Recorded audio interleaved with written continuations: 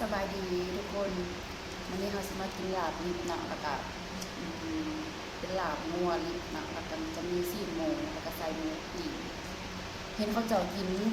คือว่าแสบเนาะลองมากินมือแสบบ่ข้างแรกเลยนี่ซอยจุเคยกินแล้วลาบลิบลาบเป็ดนะกินแล้วแต่ว่าแบบเป็นเนื้อแบบลิบแบบนี้ยังไม่ทันได้กินจักเทื่อลองมากินมันก็แสบอันนี้ซ้ำแต่เขาเจ้ามาโดยบ่ได้เฮ็ดเองมาเดินไปยังไม่ได้กินข้าวก็ข้าวเหนียว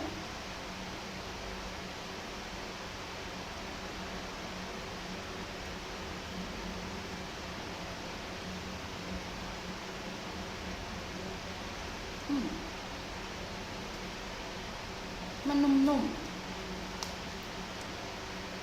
มันจะนุ่มๆมันจะบดยามมันจะนุ่มๆแบบ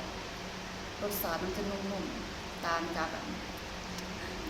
ตัวซุปแสบเลย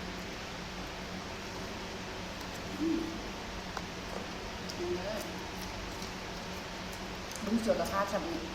บุ้งเสือกระคาด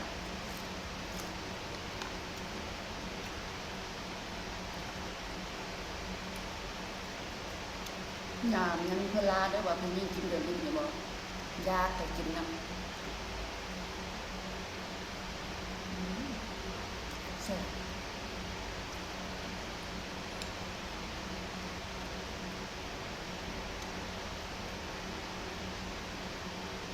อันนี้ลิปแท้ๆเลยเนี่ยสิ้นลิปเลย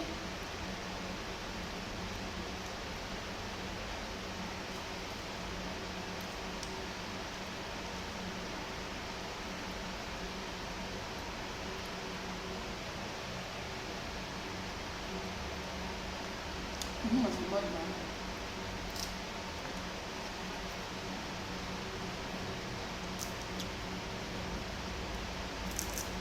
ที่จริงเขาบอกว่าเป็นคนขี้งานนั่งเนาะแต่เขาบอกเคยกินแบบนี้เราเคยกินแบบเป็นลิปสดๆแบบนี้เขากินแต่แบบผสมแบบมีซุปและลิปเลยแต่อันนี้ลิปโดยเฉพาะเลย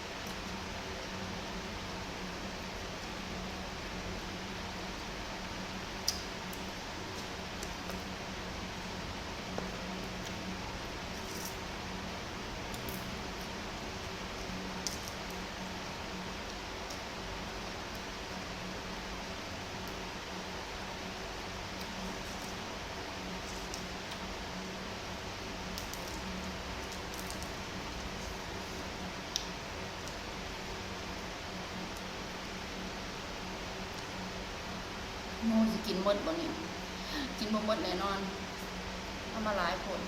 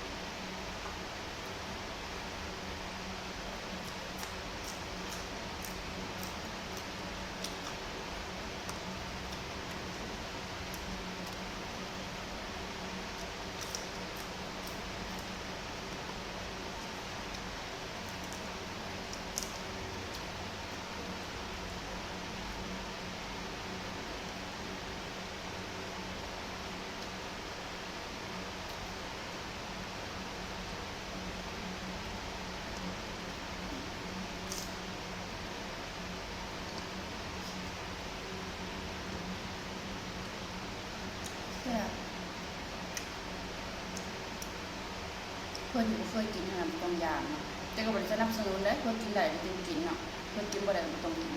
เพราะมันเป็นเดือดมันเป็นเดือดเนาะมันจะเป็นสิ้นดิบแท้ๆเนี่ยนะ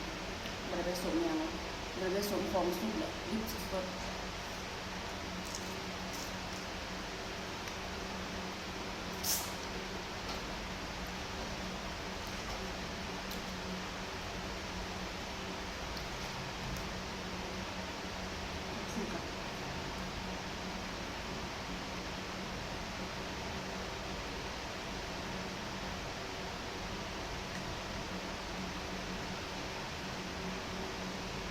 ขาวๆนี่ค่ะ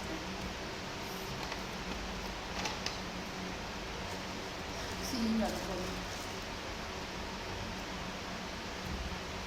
ปกติเป็นคนกินหลายอยู่แต่ว่าวันนี้กินข้าวมันก่อนละ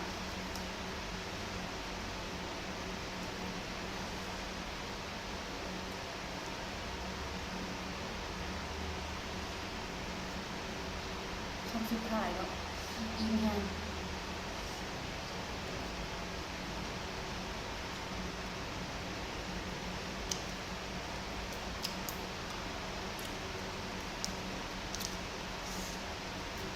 อะไรเลยมาติดตามแล้วเมื่อนานมาถึงใจจุ๊บ